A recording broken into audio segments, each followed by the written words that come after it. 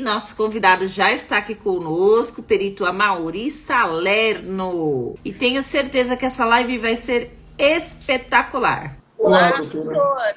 Olá, doutora Verusca, boa noite, tudo bem? Tudo ótimo, graças a Deus. Primeiramente, gostaria de agradecê-lo, né? Aceitou prontamente aí o nosso convite para esse bate-papo, doutora Amaury Salerno, que é uma referência aí como perito em exames grafotécnicos. Então, eu tenho certeza que hoje nós estaremos muito bem acompanhados. Eu, Doutor, gostaria de pedir uma gentileza para o doutor se apresentar aí. Fala um pouquinho qual é a sua experiência na parte pericial. Conta pra gente quem é o doutor Amaury Salerno. primeiramente, boa noite a todos, né? Quero agradecer aqui também de público o convite. Fiquei muito honrado pelo convite de poder participar dessa live e trazer alguns dos nossos conhecimentos sobre perícia grafotécnica. Que, para quem não me conhece, eu cheguei na perícia grafotécnica meio que num momento muito difícil da minha vida. Foi há mais ou menos 4 anos e meio, 5 anos atrás, mais ou menos. Todo mundo conhece como que é a situação de quem completa 50 anos de idade, né? Eu tinha um pouquinho mais, já 52 anos de idade, e eu quebrei. Eu sempre empreendi desde os meus 18 anos de idade, quebrei, fiquei sem recurso nenhum e fiquei numa situação bastante complicada e com um filho de 2 meses dentro de casa, 2 meses de vida. Esperei por 23 anos esse filho chegar e quando ele chegou me vi nessa situação difícil aí. Mas um anjo aqui da internet acabou me dando os parabéns no dia do meu aniversário, que era um momento muito conturbado da minha vida, e eu vi lá no perfil dele, é perito judicial, na verdade. Eu já havia ouvido falar de perícia e tal, mas nunca tinha ido a fundo na questão. E aí, a partir desse momento, eu agradeci o que ele me parabenizou ali e vi nesse perfil dele que ele era perito judicial. Falei, olha, eu estou buscando informações sobre essa profissão que me atraiu muito no primeiro momento que vi. E ele prontamente também, assim como muitos têm nos ajudado aí, né? Rapidamente falou, não, me dá o seu contato, eu vou falar um pouco sobre perícia. E foi assim que eu conheci a perícia judicial, mas não a grafotécnica ainda, porque ele era um perito da área elétrica. Ah, que interessante. E aí, no caso, conversando com ele sobre o que eu conhecia da perícia, nada, eu era da área de marketing, ele falou, não, mas não tem problema, eu se eu fosse você, ingressaria pela perícia grafotécnica. Quando eu fui tomar ciência do que era a perícia grafotécnica, para mim me causou bastante alegria pelo fato de que eu sempre gostei de escrever. A escrita sempre participou da minha vida desde da minha mocidade. Eu fiz o primeiro contato com a perícia grafotécnica, fiz um curso que me entregou muito pouco, foi numa sexta-feira à noite, num sábado e num domingo, e a partir daí de buscar informações, né? Aquilo que a gente perito deveria fazer. Busquei, me capacitei. E dali para frente, eu fui vendo que empreender na perícia não era comum a ninguém, né? Praticamente a ninguém. Todo mundo ficava dependendo das nomeações de um juiz, né? Então eu não podia esperar resultados, eu tinha que conseguir. E aí que me acendeu o fato de que eu percebi que dentro de um processo, quando você não é nomeado por um juiz, abrem 2 possibilidades de você trabalhar, que é para o advogado do autor ou o advogado do réu. E eu comecei a trabalhar nessa esfera com a perícia grafotécnica, buscando muito mais a extrajudicial do que a judicial. E acabou que, por consequência, empreendendo dentro da perícia, sabendo como se apresentar a juízes e fazer também a apresentação a escritórios de advocacia, advogados autônomos, departamento jurídico das empresas, eu acabei me tornando uma referência, né, no mercado, e em menos de 10 meses já tinha faturado mais de 170 mil reais. Olha, Né, com a perícia. uma ótima oportunidade. Então, a partir daí, comecei a estudar em frente e comecei a olhar a deficiência, né, das escolas com suporte aos alunos. Isso era o que mais me incomodava e o que eu via os meus colegas muito incomodados, e como ter um suporte depois de uma certificação ou durante os estudos. E aí foi quando eu montei o curso Segredos da Perícia e hoje já tem mais de 1000 alunos, muitos bem-sucedidos nessa área. Assim eu cheguei para a perícia grafotécnica e aqui estou. Que maravilha! E o doutor, né, contou aí como chegou, né, a essa questão de perícia, em especial a perícia grafotécnica. E agora eu também vou contar como eu cheguei até o doutor. Por favor, porque tem minha audiência aí nos assistindo.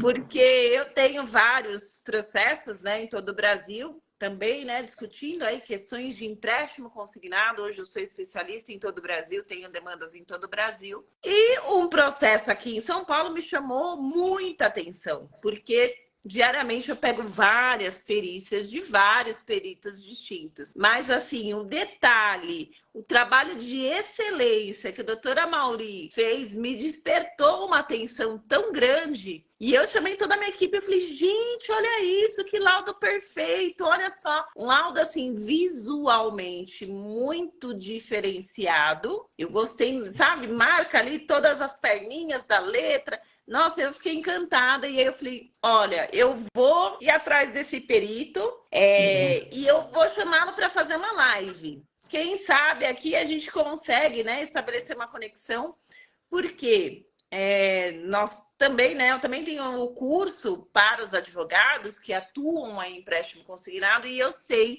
que os advogados também têm uma série de dúvidas e que, com certeza, essa nossa live de hoje vai enriquecer muito também para os colegas advogados. Eu estou vendo que tem muitos peritos aqui também, né? Tem uma audiência grande, doutor. E é isso. O intuito hoje é compartilhar, né, a visão do perito, a visão do advogado e tudo mais. O doutor já disse aqui que atua muito também como assistente técnico. Sim. E para nós advogados, eu vou ser sincera, pelo menos os clientes na demanda de empréstimo consignado, salvo exceções, mas normalmente o nosso cliente não tem condições financeiras de contratar ali de imediato um perito para produção, né, de assistência técnica nos casos de perícia grafotécnica. E aí a questão é o seguinte, o doutor geralmente atua por nomeação do Poder Judiciário. Também, mas atuo muito também no extrajudicial. Sim. Tanto é que meu curso tem um viés que é o protocolo 8X, 8 formas de ganhos na perícia grafotécnica. Legal. Eu queria te fazer uma pergunta. Em média, tá? Quanto é que custa para a gente ter um assistente técnico para a produção de um exame grafotécnico? Obviamente que, né, tem vários fatores, quantos documentos vão precisar ser analisados, mas eu queria ter uma ideia para a gente conseguir acessar uma assistência técnica, né? Um assistente técnico. Quanto, em média, a gente teria aí de investimento? Vamos lá. A nossa live aqui, nós estamos focados no contrato consignado, perfeito? Isso. Então, normalmente, o contrato consignado, ele traz ali o autor, às vezes, com uma assinatura impugnada, mas pode chegar a 3, por exemplo, ou até 4 dentro de um único processo, porque o autor, aquele idoso, ele já sofreu de um banco uma fraude, depois de outro, então, às vezes, o advogado vai lá e junta já os 4 e entra com uma única ação, né? Então, tem 4. Isso a gente considera 4 análises grafoscópicas, tá?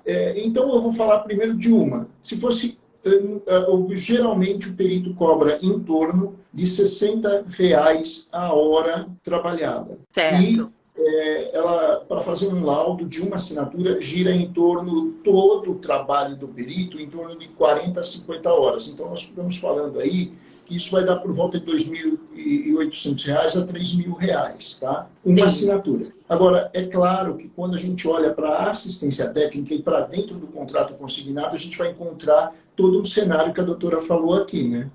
De que são aposentados, pessoas que estão muitas das vezes até pela Defensoria Pública ou não pela Defensoria Pública, mas não tem condição de pagar um perito. Então, claro que isso é muito flexível de perito para perito, mas eu diria que hoje a maioria trabalha em torno de R$1.500 a R$1.800. Legal. É excelente a gente ter essa visão, porque muitas vezes a gente fica avaliando, né? E fica também olhando para a situação do cliente, mas às vezes é essencial. Muitas vezes a única chance de nós obtermos êxito numa ação que envolve ali, né, a discussão da nulidade de um eventual contrato de empréstimo consignado é o exame pericial grafotécnico. Sem ele, a gente não consegue o êxito. Então, é muito importante. Doutor, eu queria saber o seguinte. Vamos supor, o doutor foi nomeado lá pelo juiz, vai chegar a cópia do processo, o processo, né, na grande maioria hoje já é digital. Como é que começa essa análise? Como é que é feita essa perícia grafotécnica? Em especial, se o advogado ele já pode ir indicando ali alguns indícios, por exemplo, que as assinaturas são incompatíveis ali, o desenho da assinatura, ou até mesmo que aquele documento tem aparência de ter sido recortado de um outro documento e colado exatamente, até trazendo de repente para ter base ali esses dois documentos de comparação, enfim, eu queria saber como é que funciona, né, no dia a dia, na prática. E se os meus colegas advogados que estão aqui também têm dúvidas, esse é o momento. Vão colocando aqui, porque eu vou perguntar aqui para o nosso convidado. Então, doutora Verusca, e essa informação, ela é parte de um curso que eu tenho, que é o curso Segredos da Perícia. Vamos fazer um convite para essa galera que está aqui com a gente, que quer aprender um pouco mais sobre... Vamos lá, quem compartilhar aqui, né? Joga o aviãozinho aí para convidar mais gente. Ao final, se a doutora me permitir, quem ficar até o final dessa live vai concorrer a uma vaga no meu curso.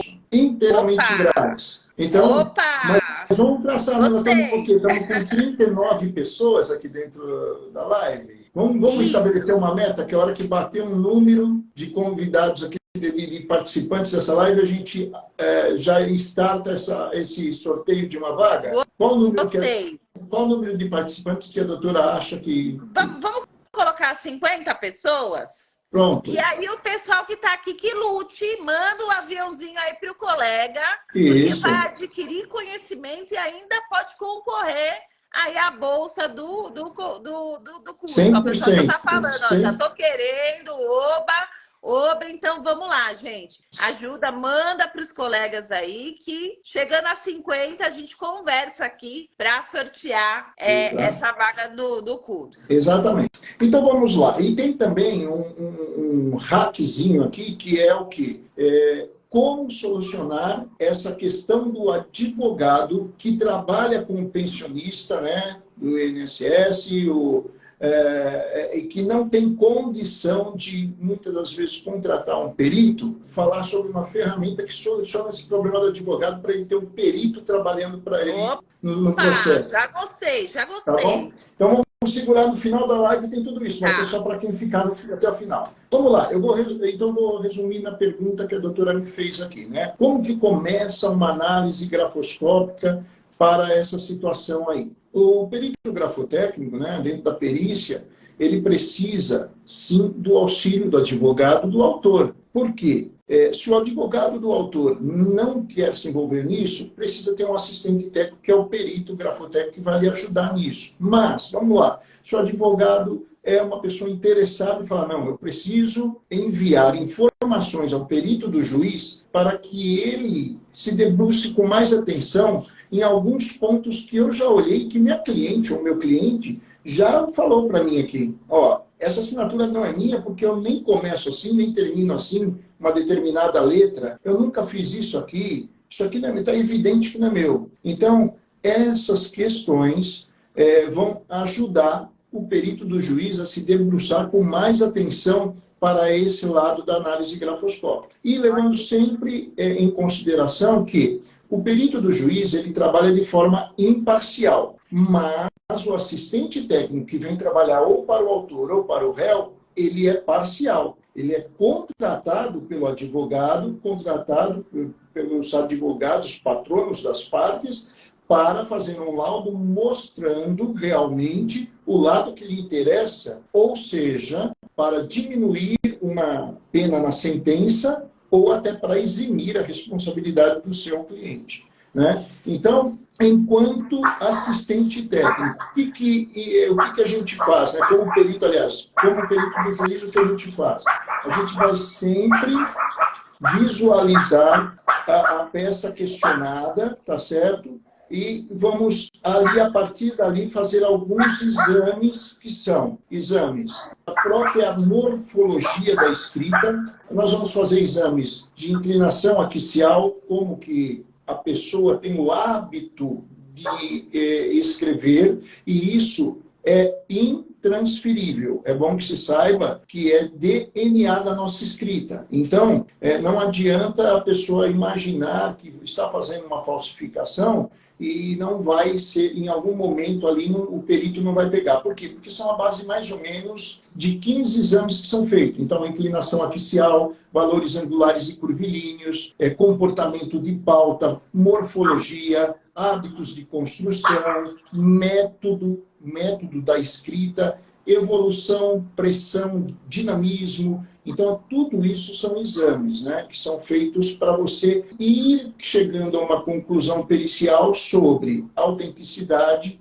ou falsidade. Agora, existem as modalidades de falsificação que são mais encontradas e que são estudadas por um perito para que a gente entenda quais são essas modalidades. Eu vou falar aqui quais são, tá? Por exemplo, nós temos a falsificação sem imitação. Mauri, como que é isso aí? Vamos dizer que eu tenho um documento em mãos que eu quero fraudar esse documento. Tem lá um falsificador que quer fraudar um determinado documento, mas ele nunca soube e nunca bateu o olho numa escrita ou numa assinatura da vítima a qual ele está querendo praticar essa falsificação. Então, ele vai inventar, né? É sem imitação, ele não vai imitar nada, ele vai inventar. É a falsificação inventada. Então, quando você pega lá, por exemplo, um contrato consignado, onde o seu cliente vem lá e assina uma assinatura toda exótica, e vem no contrato do consignado, vem uma assinatura manuscrita, Pedro da Silva Xavier, pronto. Mas o cliente não, eu falo, nunca assinei assim. A minha assinatura é isso aqui, ó, esse monte de exótico aqui, de traços exóticos. Então, esse falsificador provavelmente não tinha um documento em mãos para copiar. Então, ele fez uma falsificação sem imitação. Aí tem a falsificação de memória, que a falsificação de memória qual que é? O falsificador entra em contato com determinado documento do cliente, seja lá um RG, um CPF, uma CNH, alguma coisa, que ele está num momento ali que ele está batendo o olho naquela assinatura e está memorizando. Ele está memorizando, bom, ele faz um traço para cá, faz uma reta para lá, puxa o A para cá e tal, e ele vai embora, e quando ele chega lá no lugar onde ele vai fazer essa falsificação, ele vai lembrar e vai fazer de memória o que ele gravou na memória. Só que o que acontece com esse tipo de falsificação?